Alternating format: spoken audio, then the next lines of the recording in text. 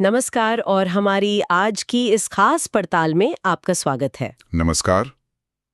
आज हम इतिहास के पन्नों में दर्ज एक ऐसे शख्स के जीवन को समझने की कोशिश कर रहे हैं जिसकी कहानी हमें बहुत कुछ सोचने पर मजबूर करती है। Adolf Hitler. हाँ, ये सिर्फ एक आदमी की कहानी नहीं है। सही कहा।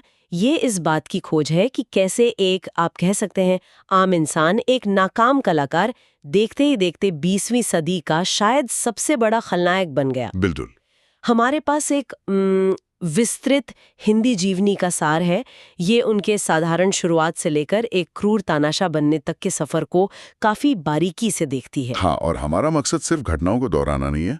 नहीं, बिल्कुल नहीं। हमारा लक्ष्य है उन हालात, उन विचारों और शायद उन मनोवैज्ञानिक पहलुओं को समझना जिन्होंने न सिर्फ हिटलर को गढ़ा बल्कि एक पूरे राष्ट्र को नफरत और विनाश की राह पर धकेल दिया। हाँ, ये कहानी एक तरह से चेतावनी भी है। बेहुल कि किस तरह चरमपंथी विचार और आप कहें तो कमजोर संस्थाएं मिलकर तबाही ला सकती हैं।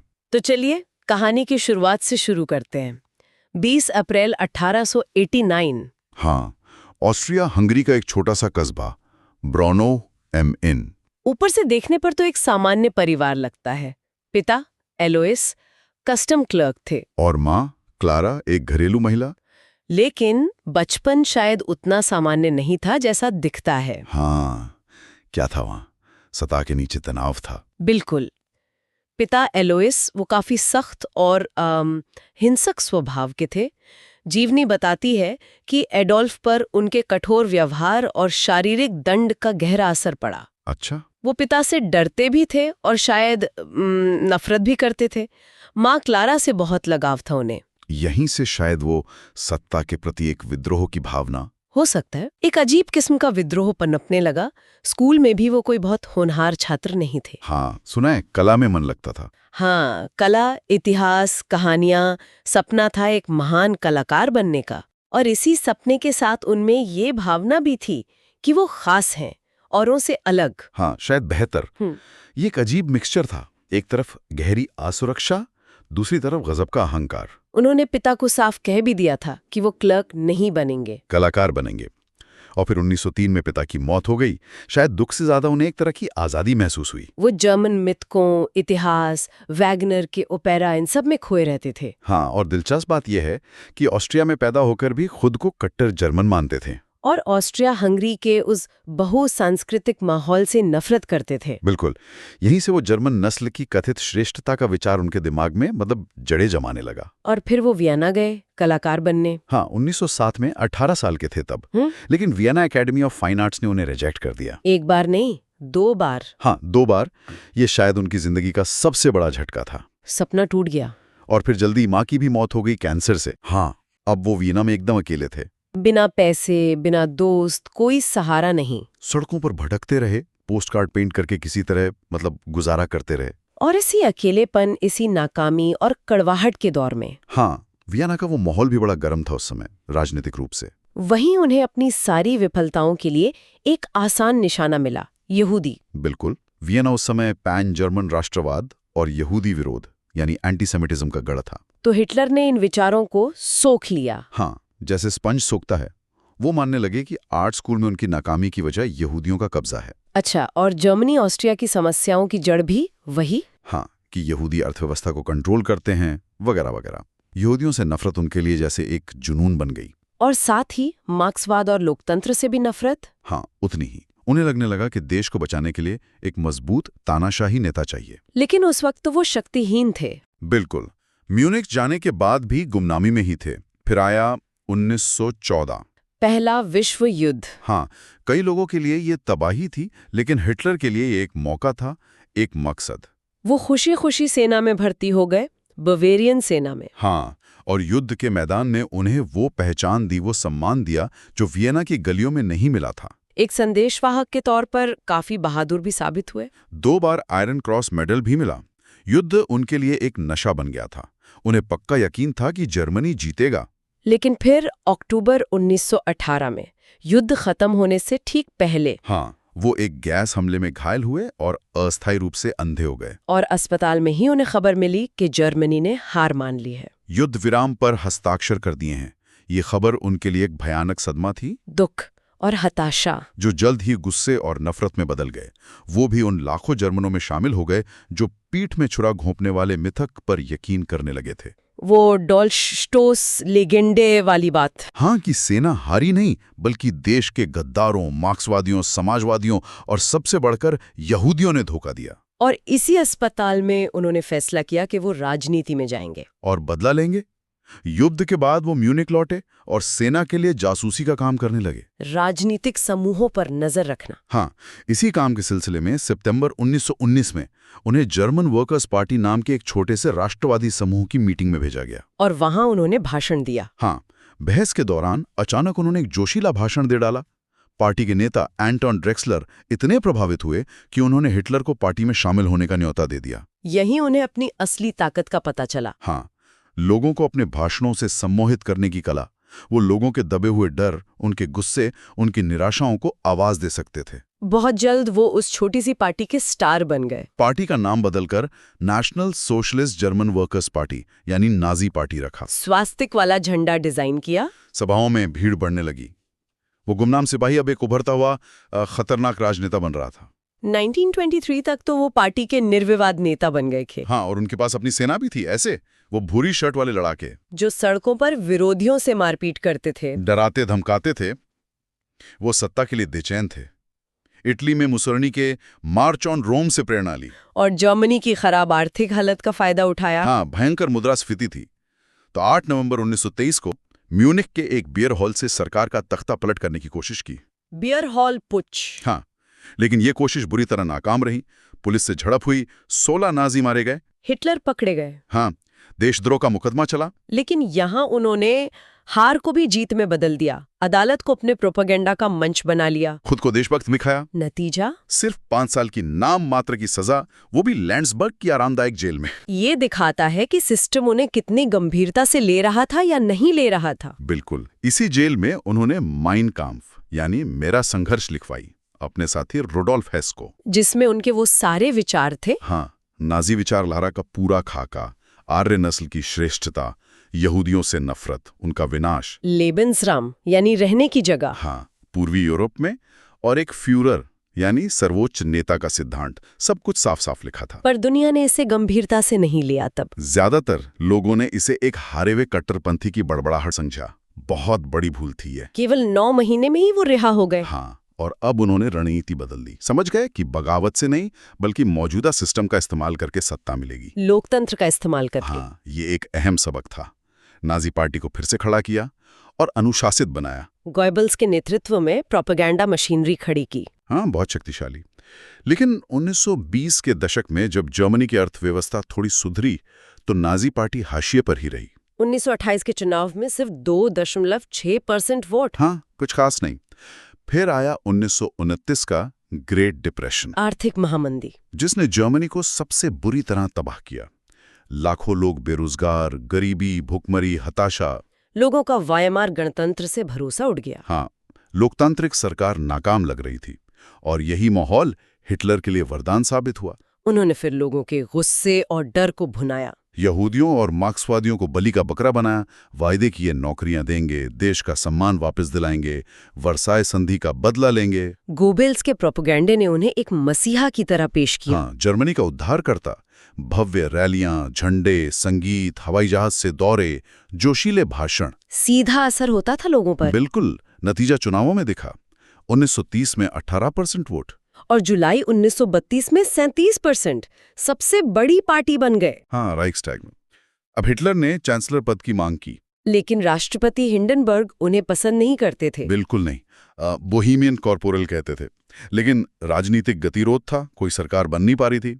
तो दूसरे नेताओं ने सलाह दी कि हिटलर को चांसलर बना दे। हाँ, वॉन पेपिन जैसे रूढ़िवादी नेताओं ने। वो सोचते थे कि वे हिटलर को कंट्रोल कर लेंगे। एक और घातक भूल। और आखिरकार 30 जनवरी 1933 को हिंडनबर्ग ने हिटलर को जर्मनी का चांसलर नियुक्त कर दिया। तो लोकतंत्र का इस्तेमाल करके ही वो सत्ता के शिखर तक पहुंच गए। हाँ, लेकिन वो सिर्फ चांसलर बनकर संतुष्ट नहीं थे। उन्हें चाहिए थी पूरी तानाशाही, बिना किसी रोक टोक के। संसद, कानून, विपक्ष, ये सब उन्हें रास्ते के रोड़े लगते थे। और मौका मिला 27 फरवरी 1933 को। जब राइक्सटैग यानी जर्मन संसद भवन में आग लग गई, रहस्यमयी परिस्थितियों में। हिटलर ने फौरन इसका इल्जाम कम्युनिस्टों पर लगा दिया, कहा कि ये कम्युनिस्ट विद्रोह की शुरुआत है, और हिंडनबर्ग पर दबाव डालकर एक आपातकालीन अध्यादेश पास करवाया। हाँ, राइक्सटैग फायर डिक्री। इस एक आदेश ने रातों रात लगभग सारी नागरिक स्वतंत्रताएं खत्म कर दी। बोलने की, प्रेस की, सभा करने की आजादी सब खत्म। जर्मनी एक पुलिस स्टेट बन गया। हजारों कम्युनिस्ट, समाजवादी और विरोधी गिरफ्तार कर लिए गए बिना मुकदमे के। मार्च 1933 में इसी डर के माहौल में चुनाव हुए, लेकिन फिर भी नाजियों को पूर्ण बहुमत नहीं मिला।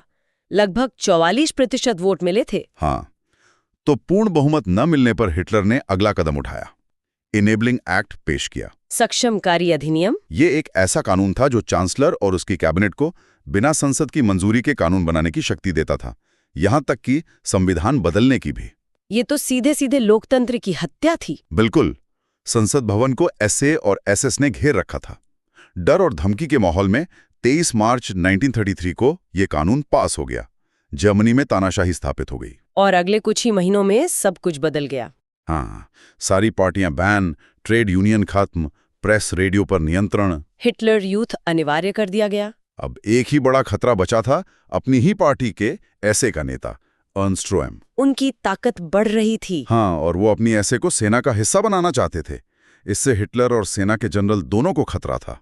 तो फिर हुई लंबी छुरियों की रात। 30 जून 1934 हिटलर के वफादार एसएस सैनिकों ने रोएम और सैकड़ों अन्य एसए नेताओं और राजनीतिक विरोधियों की बेरहमी से हत्या कर दी। और फिर अगस्त 1934 में हिंडनबर्ग की मौत हो गई। हिटलर ने तुरंत राष्ट्रपति और चांसलर के पद मिला दिए और खुद को फ्यूरर और राइक्स चांसलर घोषित कर दिया, जर्मनी का सर्वोच्च नेता। अब जर्मनी पर पूरा कब्जा हो चुका था। हाँ, और अब उन्होंने अपने असली सबसे भयानक एजेंडे पर काम शुरू किया, जर्मनी को यहूदियों से शुद्ध करना। ये धीरे धीरे हुआ, कदम दर कदम। हाँ, ताकि लोग एकदम से चौंक न जाएं।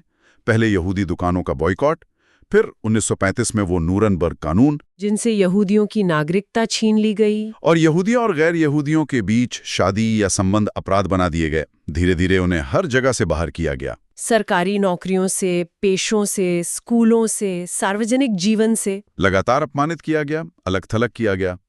फिर 9-10 नवंबर 1938 को हुई क्रिस्टलनाख्त, टूटे कांच की रात। हाँ, एक जर्मन राजनयिक की हत्या के बहाने पूरे जर्मनी और ऑस्ट्रिया में यहूदियों के खिलाफ संगठित हिंसा भड़काई गई। दुकानें, घर, सिनेगॉग्स जला दिए गए। 100 यहूदी मारे गए। 30,000 से ज्यादा पुरुषों को गिरफ्तार करके कॉन्सेंट्रेशन कैंपों में भेज दिया गया। ये खुली सरकारी हिंसा की शुरुआत थी। और गोएबल्स का प्रोपेगेंडा लगातार उन्हें अमानवीय बता रहा था। हाँ, दुश्मन, गद्दार, परजीवी। और ये नफरत सिर्फ यहूदियों तक नहीं थी। रोमा लोग, विकलांग, समलैंगिक, राजनीतिक विरोधी सब निशाने पर थे। हाँ, विकलांगों को तो यूथेनेशिया प्रोग्राम में चुपचाप मारा जा रहा था। ये सब एक तरह से हॉलोकॉस्ट की तैयारी थी। और उसके तरीकों का परीक्षण भी। बिल्कुल। हिटलर शायद जानता था कि अपने अंतिम समाधान यानी यूरोप से सभी यहूदियों के सफाई के लिए उसे युद्ध की जरूरत पड़ेगी। विदेश नीति के लक्ष्य भी साफ थे। हाँ, पहला, वर्साई संधि को तोड़ना, जर्मनी को फिर से सैन्य शक्ति बनाना। दूसरा, पूर्व में लेबेंसराम हासिल करना, यानी रहने की जगह। पोलैंड सोवियत संघ की जमीन पर। दोनों लक्ष्यों का मतलब था युद्ध। उसने तेजी से सेना बनाई जो वर्साई का उल्लंघन था। पर पश्चिमी ताकतें, ब्रिटेन और फ्रांस, तुष्टीकरण की नीति अपना रहे थे। हाँ, वो युद्ध टालना चाहते थे।